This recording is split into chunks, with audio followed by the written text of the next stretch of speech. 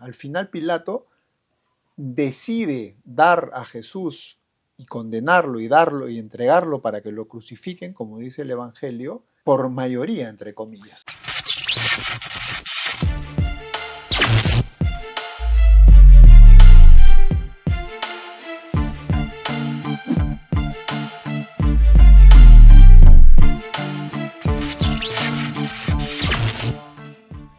Hola a todos, soy Sebastián Blanco y esto es Gatos por Liebre. Estamos comenzando esta semana, la Semana Santa del año 2025. Es una semana que normalmente nos invita a estar más tranquilos, a reflexionar, a meditar. Para los que somos creyentes, también a acercarnos más a la vida de Jesús, a Jesús mismo, sobre todo en los momentos de la pasión, muerte y resurrección.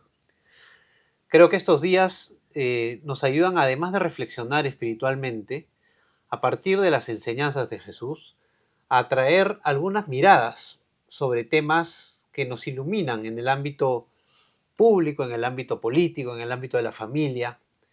Y por eso he querido invitar hoy día a Ignacio Blanco, que ya estuvo con nosotros en Gatos por Liebre. Bienvenido, Ignacio, a Gatos por Liebre. Gracias, Sebastián. Muchas gracias por la oportunidad. Ignacio, como les comentaba la vez pasada, es especialista en Biblia por un lado, y por otro lado trabaja en Origen.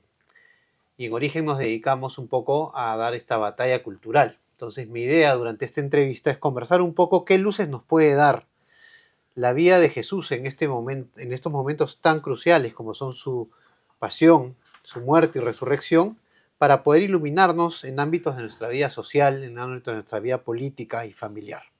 Quería, Ignacio, dividir la entrevista en tres partes. La primera parte, un poco vamos a hablar de Jesús y los poderes en los cuales Jesús se desenvolvía en su tiempo.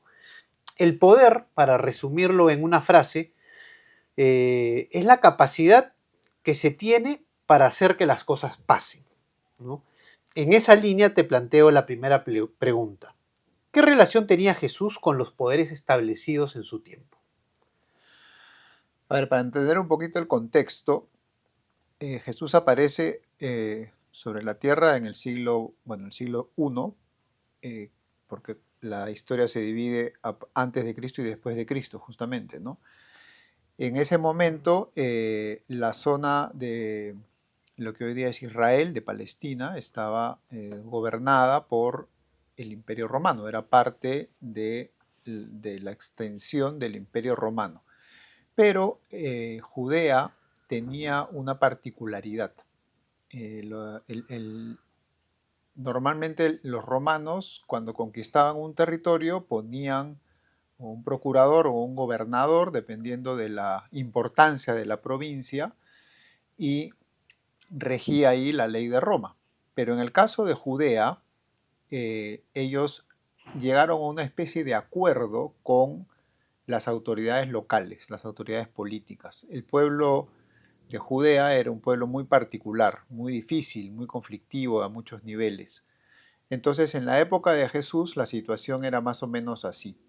Era parte de la provincia de Siria y Poncio Pilato, que sale mencionado en los evangelios, era el procurador de Judea y tenía su sede en una ciudad que se llamaba Cesarea de Filipo. O sea, era la autoridad puesta por los romanos en esa zona. Así es. Pero junto con eso había un rey de los judíos que era Herodes Antipas en ese momento. Durante todas esas décadas hubo varios Herodes. Este es Herodes Antipas, estamos hablando del momento de la muerte de Jesús, ¿no? Y además había una serie de autoridades más del ámbito religioso. Recordemos que para los judíos de esa época, la distinción entre la autoridad civil y la autoridad religiosa era una línea bien difusa, ¿no? Tenían mucho poder, digamos, para el tema que has planteado. La autoridad religiosa. La autoridad religiosa tenía mucho poder. Y en esta Semana Santa lo vamos a escuchar nombrar algunas veces, para los que han ido a la liturgia del Domingo de Ramos ya fue nombrado, había una institución que se llamaba el Sanedrín, ¿no?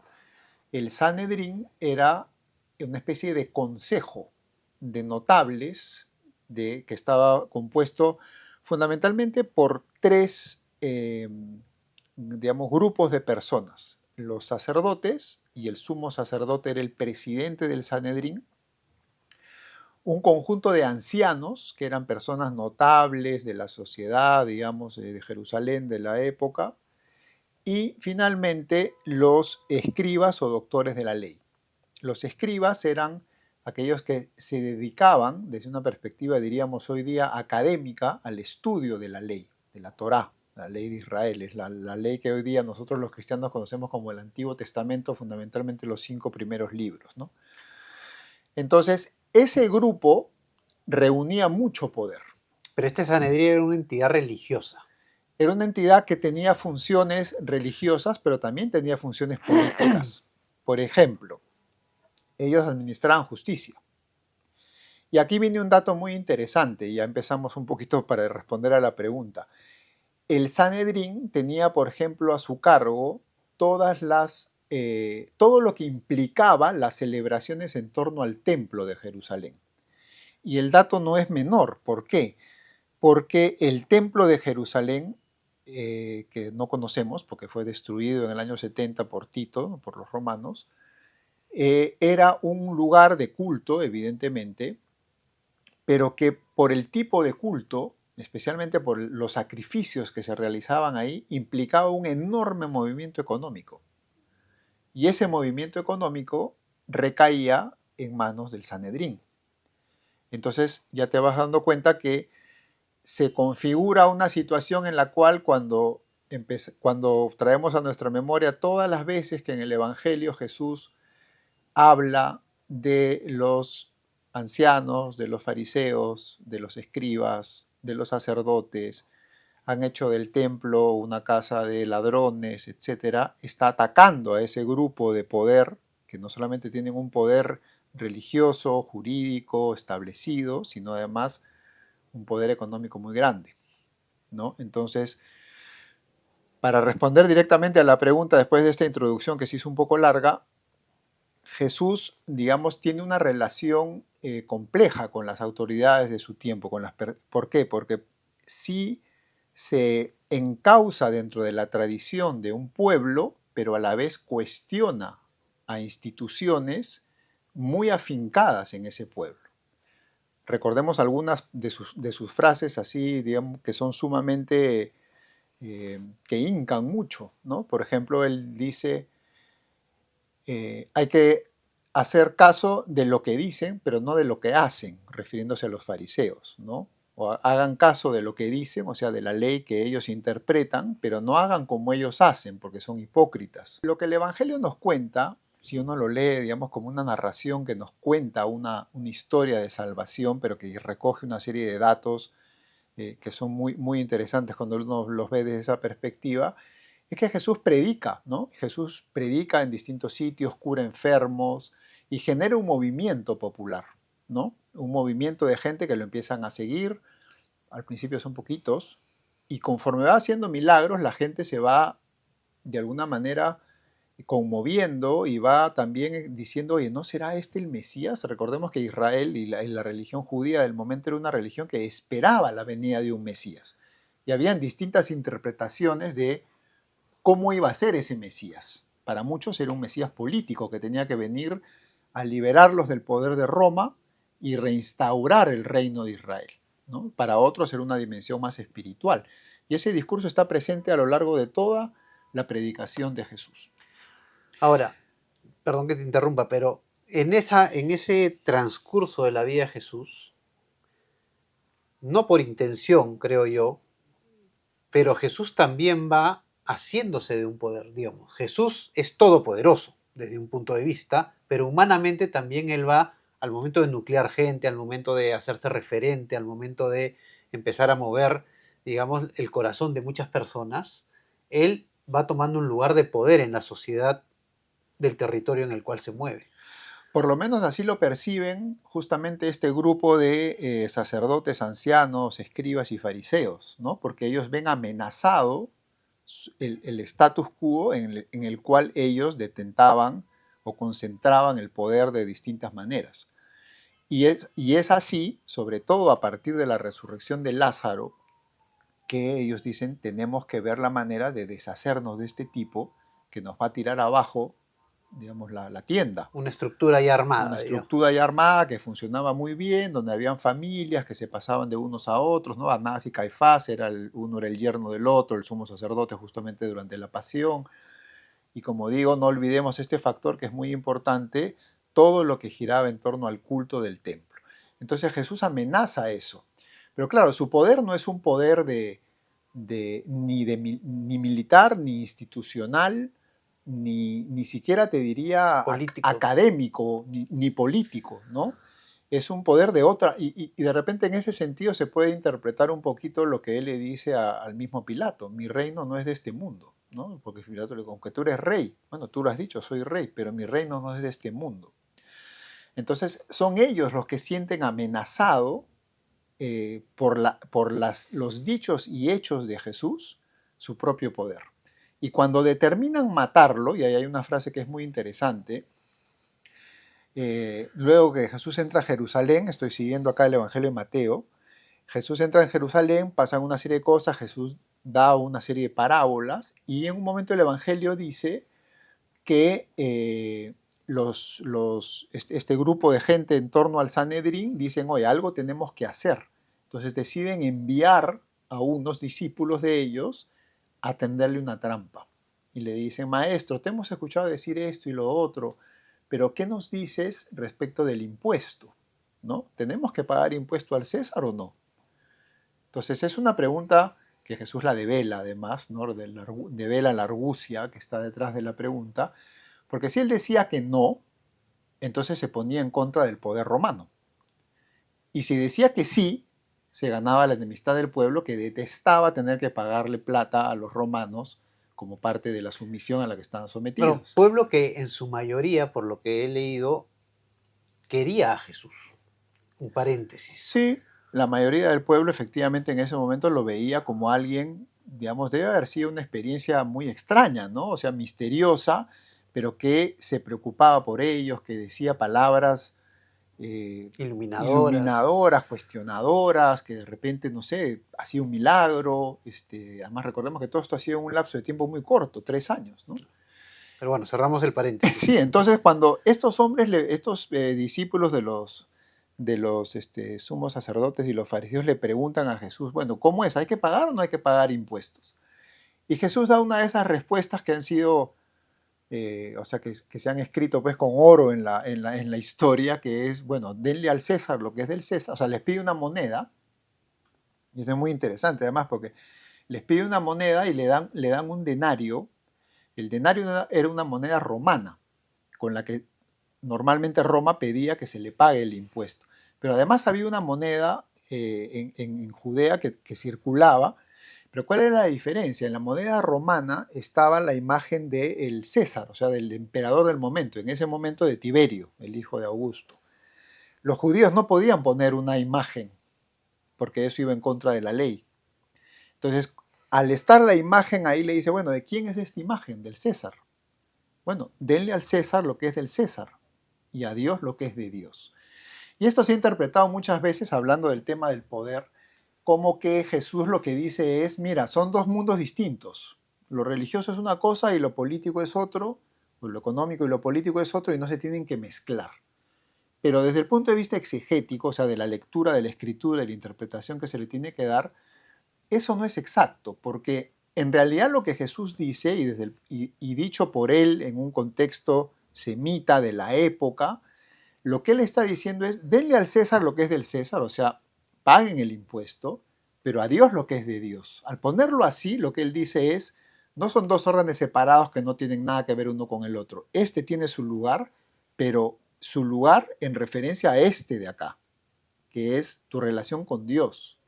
La justicia que tú vas a ejercer al pagar el tributo justo es reflejo de una justicia superior.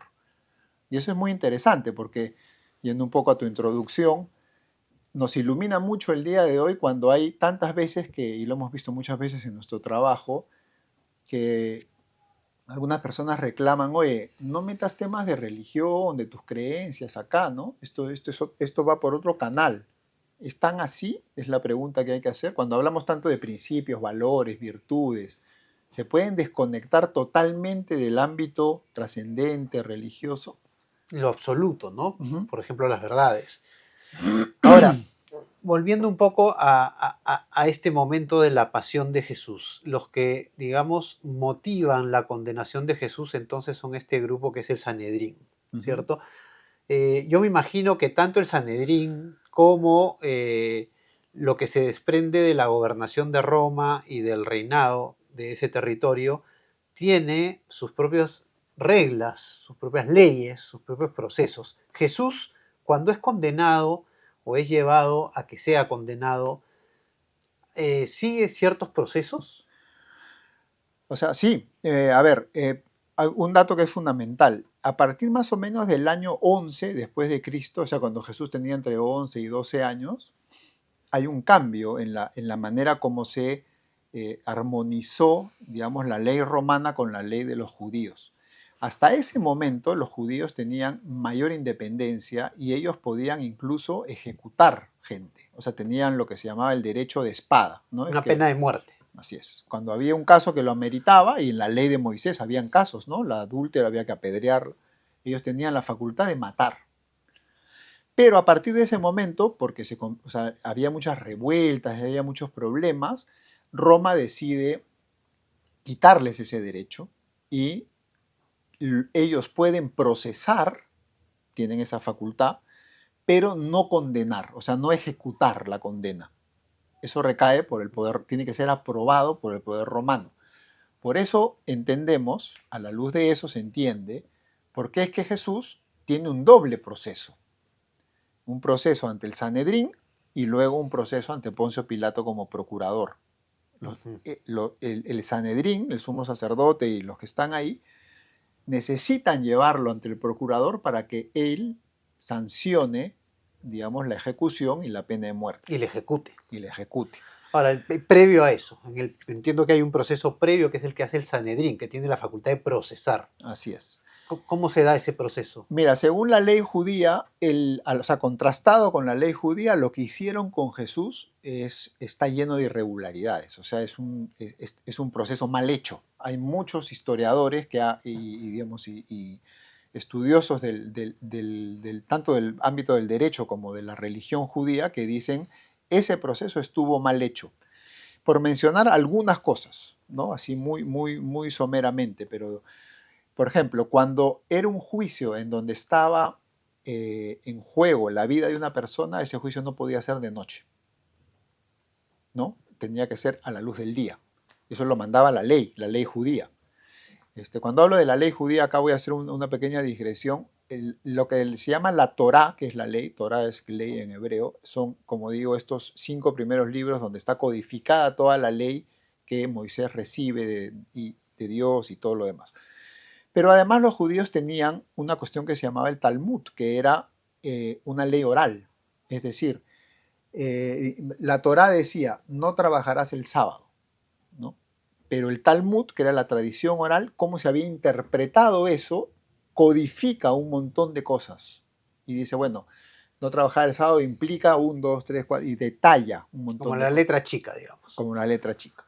Por eso los expertos de la ley, a los que Jesús critica tantas veces, les dice, pues ustedes se saben los 300 y miles de disquisiciones en torno a la ley, pero no han cogido el espíritu de la ley, ¿no? Pero bueno, dicho eso, tanto En el En el Talmud. Talmud, que tiene dos cosas que se llaman la Mishnah, etc., está tipificado cómo debe ser un proceso.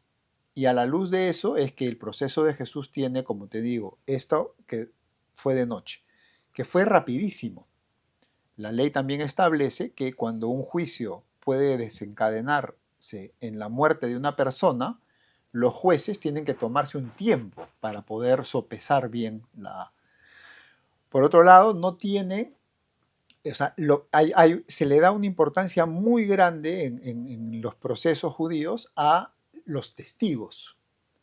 Y según el Evangelio, los testigos que presentan en este grupo improvisado del Sanedrín durante esa noche son contradictorios entre ellos las versiones, hasta que consiguen dos que dicen más o menos lo mismo, ¿no? Y en base a eso lo condena.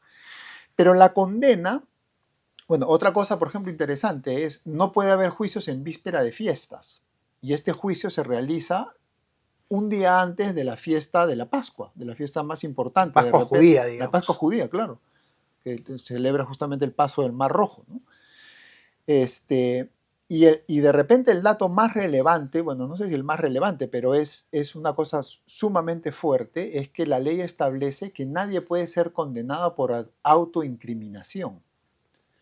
Y que si nosotros recordamos, sería un poco largo leer los pasajes, pero recordemos un poquito cómo fue la secuencia de esa noche. Jesús lo prenden en el templo, lo llevan, ¿no? Lo prenden los soldados del templo justamente, lo llevan donde el sumo sacerdote, pero primero, según una de las versiones del Evangelio, van donde Anás, que es el sumo sacerdote, digamos, del año anterior. Este lo entrevista y no consigue mucho, entonces lo manda donde Caifás, que era el sumo sacerdote en ejercicio.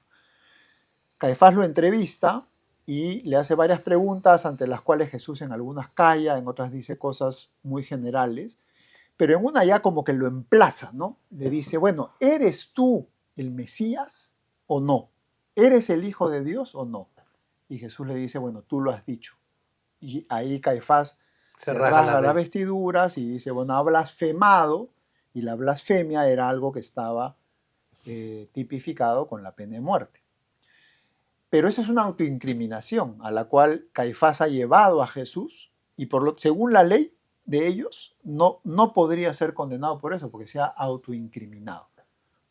Okay. Otra cosa, por ejemplo, también que quiebran es que ejercen violencia sobre Jesús y eso estaba prohibido por la ley, ¿no? Aunque vaya a ser Después llevado a la muerto, sí. muerte. Pero bueno, eso ya, a la luz de los otros creo que es una cosa menor, digamos. Entonces hay una serie de irregularidades en el juicio que le hacen a Jesús en el Sanedrín. Y, y es muy interesante en este sentido porque creo que hay que distinguir dos cosas. Por un lado está las irregularidades o los abusos, digamos, que hacen el Sanedrín en su conjunto, especialmente el sumo sacerdote de repente, a la hora de llevar adelante este proceso. Y por otro lado está la actitud de Jesús ante eso. Esa iba a ser mi siguiente pregunta. En todo este proceso, ¿cuál es la actitud de Jesús? Siendo que, me surge una pregunta de repente un poco infantil, pero siendo que Jesús tenía el poder para librarse de este proceso. O sea, ¿por qué Jesús se deja matar? Es más, él mismo lo dice en un momento, no recuerdo ahorita si es al sumo sacerdote o a Pilato, creo que es a Pilato, pero le dice, si yo quisiera, ahorita mandaría legiones de ángeles que me librarían de esto, pero no. Entonces ahí a mí esta es mi opinión, lo que a mí me parece muy de rescatar, además en estos días de Semana Santa, es que Jesús nos da la actitud cabal, digamos, que es, por un lado, él no es que se deja aplastar ni avasallar, ¿no? Vamos a recordar tres momentos. En el huerto, cuando lo van a prender, ¿cómo se le ve a Jesús? Se le ve totalmente en su sitio. Es más, el Evangelio de Juan, dice que cuando viene la gente, él pregunta, bueno, ¿a quién buscan? ¿No? A Jesús, el no sé qué, dice, bueno, yo soy, dice que les dice. Y ante esa respuesta, los soldados como que caen a tierra, ¿no? Es una manera de expresar la autoridad, digamos, la compostura de Jesús en un momento en que lo están yendo a prender, mientras los apóstoles están Un poco temerosos. entre que desconcertados, temerosos, muertos de miedo, etc. Por otro lado, ante el sumo sacerdote, en algunos momentos efectivamente el Evangelio dice que Jesús callaba, pero hay otros momentos en los cuales no. Por ejemplo, con el primero que se entrevista con Anás, Anás le dice, bueno, pero ¿qué es eso que tú andas predicando de que tú eres el Mesías y no sé qué? ¿Y Jesús qué le dice? ¿Se queda callado o dice, no? Jesús le dice, mira, yo he hablado abiertamente al mundo. Yo he predicado en plazas, calles, en el templo. Todos me han escuchado. Entonces, si quieres saber lo que he dicho, yo lo he dicho en público. Anda y pregúntale, incluso fue lo Claro, que anda y dice. pregunta, ¿no? Ellos saben lo que he dicho, interroga a los que me han oído, ellos saben lo que yo he dicho. Otro momento muy interesante es cuando está con Caifás y Caifás le hace una pregunta, Jesús le responde y el criado del sumo sacerdote dice, interpretando que Jesús ha sido pues de repente, no sé, irónico o faltoso, le mete una cachetada. Y Jesús, que es el mismo que dijo, cuando te peguen una mejilla pon la otra, ¿no? ¿Qué hace? Le dice, no, ahora pégame al otro lado, o se queda calladito y baja la cabeza, ¿no? Le voltea y le dice, si algo he hecho mal, dime qué he hecho. Y si no, ¿por qué me pegas? ¿No? Son como pequeños, y ante Pilato tantos otros. O sea, hay varios ante Pilato que también se nota que Jesús no es que se somete de una manera temerosa, diciendo, bueno, como yo ya sé que esto dónde va a acabar, entonces no importa que todo esté mal hecho, ¿no? Él sí echa luz sobre las realidades y sobre las irregularidades del proceso, denotando sobre todo las intenciones de los corazones, pero a la vez es manso. Sabe para qué ha venido y se lo ha dicho a los apóstoles durante todo un largo recorrido, ¿no? Yo sé para qué estoy acá, para cumplir la voluntad de mi Padre. Entonces, eso creo que nos da una pauta interesante de cómo posicionarnos frente a tantas situaciones de la vida en las cuales uno de repente siente que está siendo injustamente tratado, o más aún en un juicio, si te hacen un juicio y te tratan injustamente, ¿no? A veces a uno le provocaría decir, si yo tuviese el poder de Jesús, aniquilaría pues a los... Pero él no hace eso. Para ir cerrando iba a ir a eso, ¿no? Como decisiones políticas, decisiones sociales, ya sea educativas, de salud, en el ámbito político, decisiones eclesiales, ¿no? En la jerarquía eclesial, deberían tener de base el amor y el aferramiento por la verdad. Y creo que una de las grandes lecciones que podemos sacar para esto es que Jesús, que obviamente tiene este ámbito de poder por ser Dios, de todopoderoso, por decirlo de una manera, por ser Dios, pero también la humanidad, al momento de encarnarse, nunca se aleja de la verdad, ¿no? Y finalmente el fruto de no alejarse de la verdad, pues es la resurrección, ¿no? Una de las cosas que le dice Jesús a Pilato en ese sentido es muy iluminadora. Le dice, mi reino no es de este mundo, ¿no? Y mi reino, o sea, yo soy rey, le dice, pero mi reino no es de este mundo, pero yo para esto he nacido y he venido a este mundo, para dar testimonio de la verdad. Y esa es una frase muy que uno debería, creo yo, repetirla y pensarla y reflexionarla mucho. ¿Qué significa dar testimonio de la verdad? Bueno, nosotros sabemos que Él es la verdad, pero no está hablando de la verdad como esa verdad intelectual, ¿no? Nociológica, de que qué cosa es verdad es cuando la realidad se adecua, mi mente se adecua a lo que está en la realidad, sino es la verdad como algo mucho más grande, que es decir, la verdad de las cosas, la verdad de lo que Dios ha hecho y cómo quiere que sean las cosas por nuestro propio bien. Dar testimonio de la verdad es dar testimonio de que hay un Dios, de que ese Dios nos ama, Hay un orden. hay un orden, por lo tanto, que digamos, con el cual Dios ha creado las cosas. Y en ese orden, efectivamente, el mundo en el que vivimos tiene cierta autonomía de ciertas cosas y nosotros podemos, como creación o como criaturas de Dios, eh, dotadas de razón, de inteligencia, de voluntad y de un hambre espiritual grande, podemos ordenar el mundo de una manera, pero en tanto cuanto ese mundo esté ordenado y funcione armónicamente con el orden como Dios lo ha creado, las cosas irán para bien, ¿no? Y eso es en un sentido dar testimonio de la verdad. Cuando tratamos de ordenar nuestro mundo personal o social de espaldas a Dios, oponiendo la verdad o la razón de las cosas en instituciones o en mecanismos que muchas veces son fallidos porque son Falibles, ¿no? falibles, las cosas se complican. Y ahí hay una cosa que Pilato mismo hace. Al final Pilato decide dar a Jesús y condenarlo y darlo y entregarlo para que lo crucifiquen, como dice el Evangelio, por mayoría, entre comillas, ¿no? No porque lo encuentre culpable. No lo encuentra culpable, pero dice, bueno, yo me lavo las manos, pero bueno, ustedes están acá, están presionando, no quiero problemas, no quiero tumultos, bueno, Es interesante, y perdón por incidir en este tema, pero la relación entre verdad y poder, ¿no? Cómo Jesús nunca usa su poder contra la verdad, como así lo has es. explicado tú. Y hoy Eh, en día vemos que muchas veces el poder, los que tienen poder, lo usan para construir una verdad en beneficio de ciertos intereses. Así es. Y es más, yo diría, volviendo a una pregunta que me hiciste al principio, ¿no? ¿Cuál es el poder de Jesús? Yo creo que el poder de Jesús es justamente la verdad. O sea, tiene poder porque hizo y habló y dio testimonio de la verdad. Bueno, creo que podríamos pasarnos mucho más tiempo acá, pero ya nos hemos alargado bastante de lo regular. Gracias, Ignacio, por estas palabras, gracias por esta entrevista. Amigos, creo que ha sido una entrevista muy interesante para ver. La vemos en Gatos por Liebre, como dije, porque creo que los temas que hemos tocado iluminan, dan una mirada distinta ante las realidades que nos toca vivir en el día a día, en la familia, en la política, en la iglesia, en los distintos ámbitos sociales en los cuales nos desenvolvemos. Gracias, Ignacio, No, gracias y a ti. hasta pronto.